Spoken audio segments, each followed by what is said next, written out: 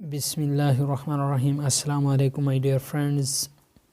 جیسے کہ آپ لوگ جانتے ہیں کہ ہم نے NTS اور ETA ٹیسٹ کی تیاری کے لیے کلاس 3 سے کلاس 8 تک اسلامیات کے ایک سلسلہ شروع کیا ہوا ہے۔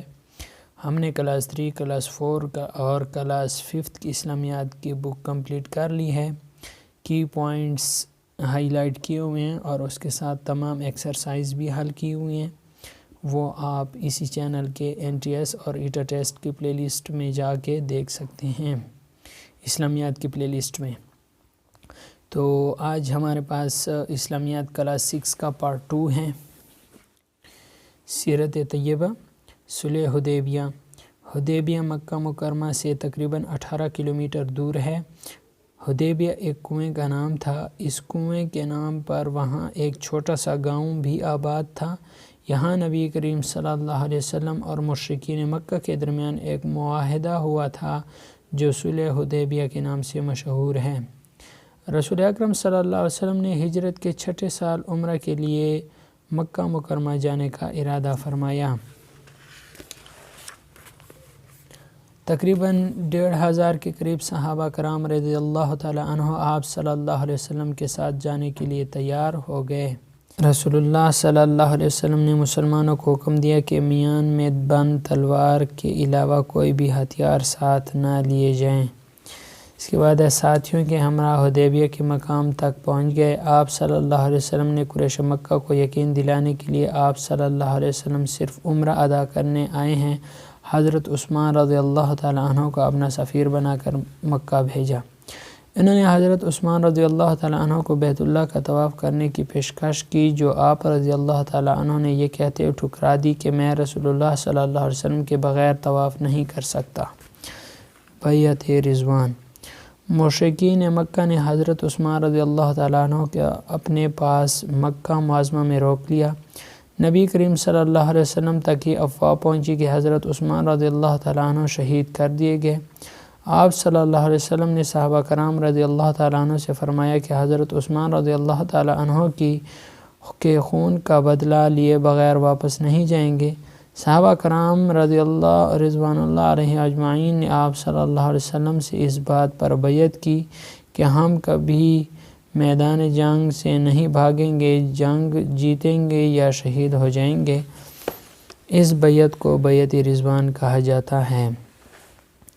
جب مشرکین مکہ کو اس بیعت کا علم ہوا تو خوفزدہ ہو گئے اور ان کے بڑوں نے صلح کرنے کا مشورہ دیا۔ چنانچہ انہوں نے سہیل بن عمرو کو رسول اللہ صلی اللہ علیہ وسلم کی خدمت میں صلح کی بات چیت کے لیے بھیجا۔ گفت و شنید کے بعد نبی کریم صلی اللہ علیہ وسلم اور مشرکین مکہ کے درمیان صلح نامہ طے پایا گیا۔ اس صلح کی شرائط درج ذیل تھیں۔ اسی سال مسلمان بیت اللہ کی زیارت کیے بغیر واپس چلے جائیں گے، آئندہ سال آئیں گے اور مکہ معظمہ میں صرف 3 دن قیام کریں گے۔ ٹھیک، یہ معاہدہ 10 سال کے لیے ہوگا۔ معاہدے کی پاسداری۔ جب یہ صلح نامہ لکھا جا رہا تھا تو حضرت ابو جندل رضی اللہ تعالی عنہ جو مسلمان ہو چکے تھے اور مشرکین مکہ کی قید میں تھے، کسی طرح بیڑیوں سمیت بھاگ کر آپ صلی اللہ علیہ وسلم کی خدمت میں پہنچ گئے۔ وہ اپنے زخم دکھا کر آپ صلی اللہ علیہ وسلم سے عرض کرنے لگے کہ مجھے ساتھ لے چلیں۔ ان کے والد سہیل بن عمرو نے کہا کہ اسے ہمارے حوالے کر دیں، تو آپ صلی اللہ علیہ وسلم نے معاہدے کی پاسداری کرتے ہوئے حضرت ابو جندل رضی اللہ تعالی عنہ کو اس کے حوالے کر دیا۔ صلح کے فائدے۔ تھوڑے عرصہ میں مکہ معظمہ کے ہر گھر میں اسلام پہنچ گیا اور بہت سے لوگ مسلمان ہو گئے۔ ان میں حضرت عمر بن العاص رضی اللہ تعالی عنہ اور حضرت خالد بن ولید رضی اللہ تعالی عنہ بھی شامل ہیں۔ صلح کی اہمیت۔ صلح حدیبیہ کو اللہ تعالیٰ نے قرآن مجید میں فتح مبین قرار دیا۔ یہی صلح نامہ 2 سال بعد فتح مکہ کا پیش خیمہ ثابت ہوا۔ اس کی ایکسرسائز ہے۔ حدیبیہ تھا چھوٹا سا گاؤں۔ آپ صلی اللہ علیہ وسلم کے ساتھ خالی جگہ صحابہ کرام جانے کو تیار ہوئے۔ 1500 مسلمانوں کو کوئی بھی ہتھیار لے جانے کی اجازت نہ تھی سوائے تلوار۔ مشرکین نے حضرت عثمان رضی اللہ تعالیٰ عنہ کو بیت اللہ کا طواف کرنے کی پیشکش کی تو آپ رضی اللہ تعالیٰ عنہ نے یہ پیشکش رد کر دی۔ کفار نے خالی جگہ کو مسلمانوں کے ساتھ بات چیت کے لیے بھیجا سہیل بن عمرو کو۔ حدیبیہ کے مقام پر صحابہ رضی اللہ تعالیٰ عنہ نے نبی کریم صلی اللہ علیہ وسلم کے دست مبارک پر جو بیعت کی اس کا نام بیعت رضوان ہے۔ رسول اکرم صلی اللہ علیہ وسلم نے ہجرت کے 6 سال عمرہ کے لیے مکہ مکرمہ جانے کا ارادہ فرمایا۔ حدیبیہ مکہ مکرمہ سے تقریباً 18 کلومیٹر دور ہے۔ نبی کریم صلی اللہ علیہ وسلم تک یہ افواہ پہنچی کہ حضرت عثمان رضی اللہ تعالیٰ عنہ کو شہید کر دیا گیا۔ فرما رواؤں کو دعوت اسلام۔ سن 6 ہجری میں صلح حدیبیہ کی وجہ سے اسلام کی اشاعت کے لیے حالات سازگار ہو گئے تو نبی کریم صلی اللہ علیہ وسلم نے دنیا کے مختلف حکمرانوں کو اسلام کی دعوت دینے کا سلسلہ شروع کیا۔ آپ صلی اللہ علیہ وسلم نے ان حکمرانوں کو خطوط بھیجے۔ ان خطوط میں انہیں اسلام قبول کرنے کی دعوت دی گئی تھی۔ ان میں سے چند کے نام یہ ہیں۔ حضور صلی اللہ علیہ وسلم نے شاہ ہرقل کے نام ایک مراسلہ اپنے سفیر حضرت دحیہ کلبی رضی اللہ تعالیٰ عنہ کے ہاتھ بھیجا۔ ہرقل نے اس سے آپ صلی اللہ علیہ وسلم کے حسب و نسب، سیرت و کردار، اسلامی تعلیمات اور مسلمانوں کے بارے میں سوالات پوچھے۔ دوسرا یہ حضور صلی اللہ علیہ وسلم نے دوسرا مراسلہ حارث بن ابی شمر کے نام اپنے سفیر حضرت شجاع بن وہب رضی اللہ تعالیٰ عنہ کے ہاتھ بھیجا۔ تیسرا یہ کہ حضور صلی اللہ علیہ وسلم نے اپنا تیسرا مراسلہ کسرا پرویز کے نام اپنے سفیر حضرت عبداللہ بن حذافہ رضی اللہ تعالیٰ عنہ کے ہاتھ بھیجا۔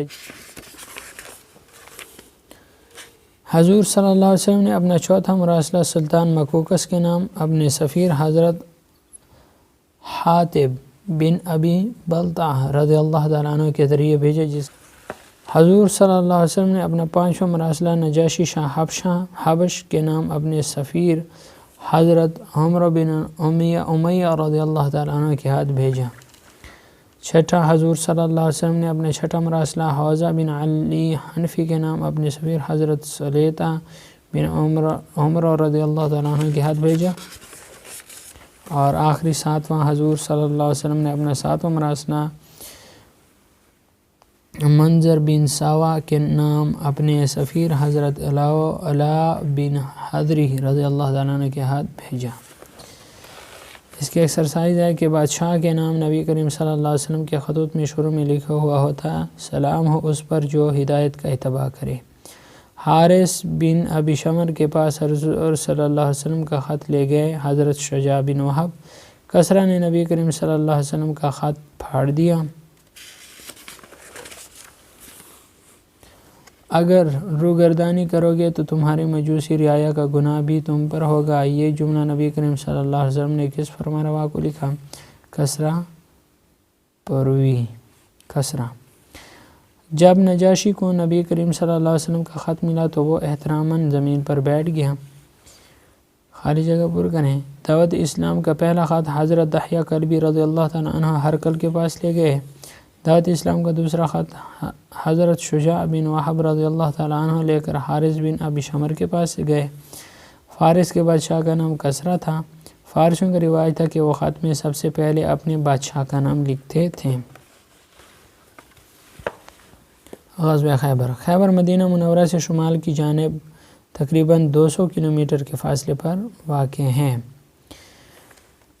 نبی کریم صلی اللہ علیہ وسلم کے زمانے میں یہ بڑا وسیع اور شاداب علاقہ تھا۔ یہاں کھجور کے گھنے باغات، سرسبز کھیت اور بڑے بڑے قلعے تھے۔ انہوں نے 6 ہجری کے آخر میں خود مدینہ منورہ پر حملے کی تیاری شروع کر دی۔ نبی کریم صلی اللہ علیہ وسلم کی ان تمام حالات کی خبر مل گئی۔ 7 ہجری میں نبی کریم صلی اللہ علیہ وسلم تقریباً 1400 صحابہ کرام رضی اللہ عنہ کو ساتھ لے کر مدینہ منورہ سے خیبر کی طرف روانہ ہوئے تاکہ یہود کی سازشوں کو ختم کیا جائے۔ لشکر اسلام رات کے وقت خیبر پہنچا۔ اس وقت اہل خیبر گہری نیند سو رہے تھے۔ نبی کریم صلی اللہ علیہ وسلم رات کے وقت دشمنوں پر حملہ پسند نہیں فرماتے تھے۔ اس لیے آپ صلی اللہ علیہ وسلم اور صحابہ کرام رضی اللہ تعالیٰ عنہ نے رات کو آرام کیا اور صبح شہر میں داخل ہونے کے لیے چال پڑے۔ یہودیوں نے سامان جنگ قلعہ نائم میں جمع کر دیا۔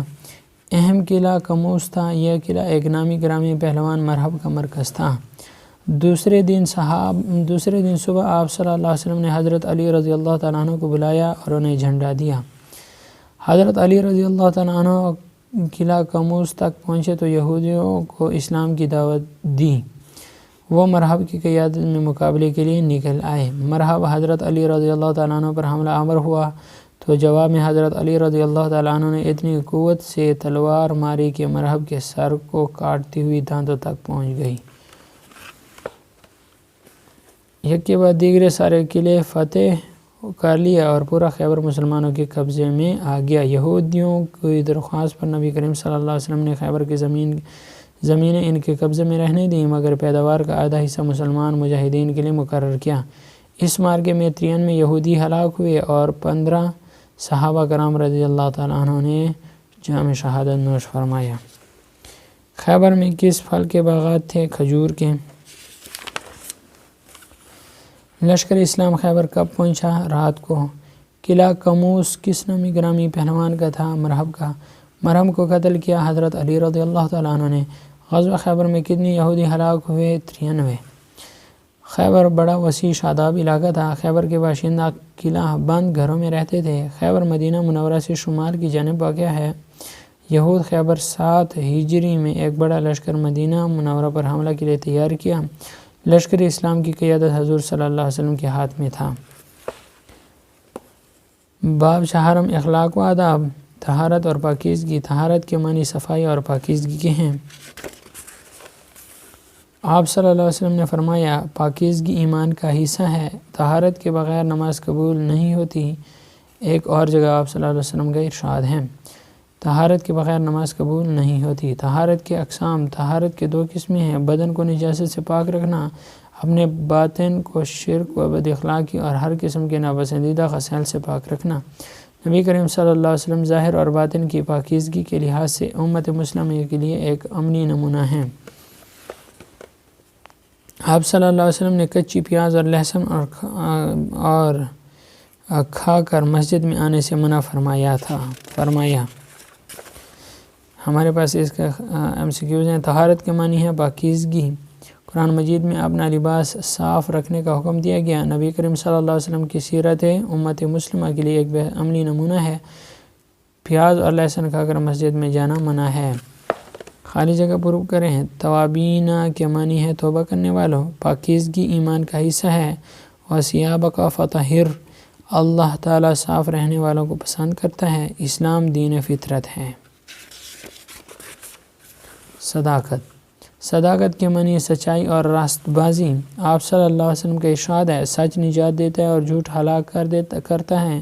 ایک اور جگہ آپ صلی اللہ علیہ وسلم کا ارشاد ہے جب بندہ جھوٹ بولتا ہے تو اس کی بدبو سے فرشتہ 1 میل دور چلا جاتا ہے۔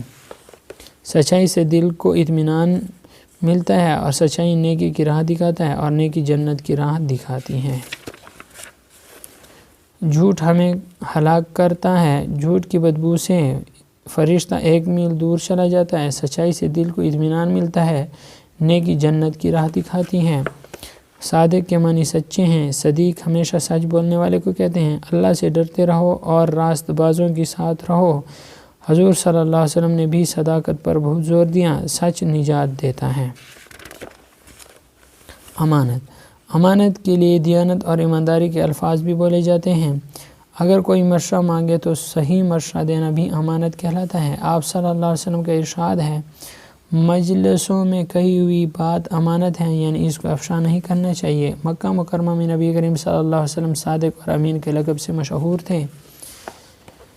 جس میں امانت نہیں اس میں ایمان نہیں، یہ آپ صلی اللہ علیہ وسلم کا ارشاد ہے۔ اس کے خالی جگہ ہیں مجلسوں میں کہی ہوئی بات امانت ہے۔ مکہ مکرمہ میں آپ صلی اللہ علیہ وسلم امین مشہور تھے۔ ہجرت کے رات کافر حضرت محمد صلی اللہ علیہ وسلم کی جان لینا چاہتے تھے۔ ہجرت کے رات آپ صلی اللہ علیہ وسلم نے حضرت علی رضی اللہ تعالیٰ عنہ کو امانتیں واپس کرنے کا حکم دیا تھا۔ جس میں امانت نہیں اس میں ایمان نہیں۔ امانت کے لیے دیانت اور ایمانداری کے الفاظ بھی بولے جاتے ہیں۔ کسی کا راز چھپانا امانت ہے، مشورہ مانگنے والوں کو صحیح مشورہ دینا بھی امانت ہے۔ اسلام میں امانت کا مفہوم بہت وسیع ہے۔ مجلس میں کہی گئی بات بتانا امانت کے خلاف ہے۔ تو ہم پیج نمبر 61 تک پہنچ آئے ہیں اور یہ کلاس 6 کی اسلامیات ہیں۔ اگر ویڈیو اچھی لگی ہے تو ویڈیو کو لائک اور شیئر ضرور کر دینا۔ اگر چینل پہ نئے ہیں تو چینل کو سبسکرائب بھی کر دینا۔ ویڈیو دیکھنے کا شکریہ۔ پاکستان زندہ باد۔